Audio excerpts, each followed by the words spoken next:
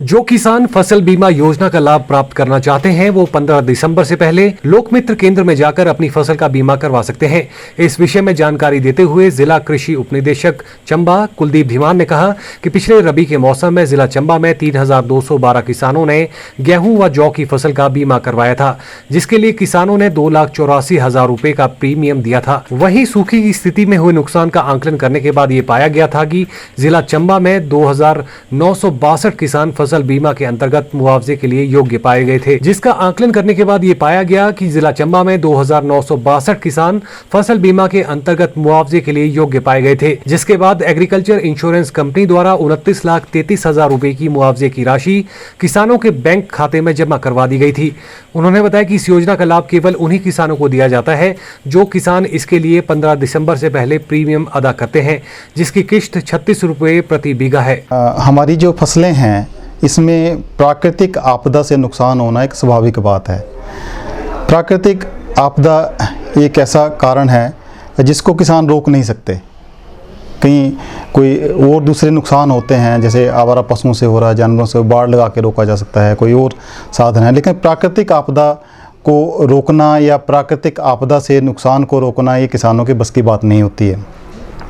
किसानों को जब नुकसान हो जाता है तब किसान सोचते हैं कि अब इसकी भरपाई कैसे होगी, और फिर किसान कभी कहीं जा रहे हैं, कभी कहीं जा रहे हैं। तो ये एक सही समय है जब किसान अपनी फसलों का बीमा करवा सकते हैं।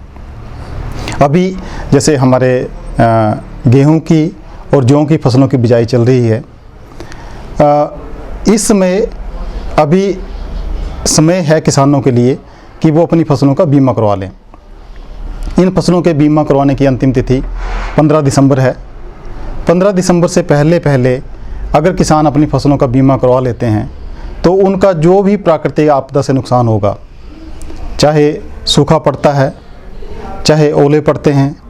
या कोई प्राकृतिक कारणों से कोई आगजनी हो जाती है, जैसे कोई बिजली पड़ी और उससे वैसा हो गया, भूस्खलन हो गया कोई ऐसा, जैसे पिछले बरसातों में हुआ था, तो ऐसा कोई प्राकृतिक आपदा से नुकसान हो तो उसकी भरपाई प्रधानमंत्री फसल बीमा योजना के अंतर्गत हो जाती है। इसमें किसानों को बहुत ही कम प्रीमियम देना पड़ता है। गेहूं की फसल का अगर 1 बीघा का किसान ने पंजीकरण करवाना है, बीमा करवाना है, तो किसान को 36 रुपये देने पड़ते हैं, और 1 बीघा के लिए 36 रुपये दे के उसका किसान का 2400 रुपये का उसका फसल का बीमा हो जाता है 1 बीघा के लिए। वैसे ही जौ की फसल के लिए प्रीमियम कम है, वो 30 रुपये है, और 30 रुपये दे के किसान की फसल का 2000 रुपये का 1 बीघे का बीमा हो जाता है। यानी कि जैसे गेहूं की मैं बात कर रहा हूं, गेहूं में किसान ने जिसने 36 रुपये प्रति बीघा के हिसाब से पंजीकरण करवा दिया और उसकी पूरी की पूरी फसल अगर कहीं किसी कारण से बर्बाद हो जाए, प्राकृतिक कारणों से, ये ध्यान रखना पड़ता है कि प्राकृतिक कारणों से अगर कोई नुकसान हो गया तो उस किसान को 1 बीघा के 2400 रुपये की दर से उसको उसका मुआवजा मिलेगा। इसमें कोई ऐसी लिमिट नहीं है कि किसान 1 बीघा का ही बीमा करवाए। किसान अपनी पूरी जितनी भी उनकी खेत हैं, उनका सबकी जो फसल है उसका बीमा करवा सकते हैं।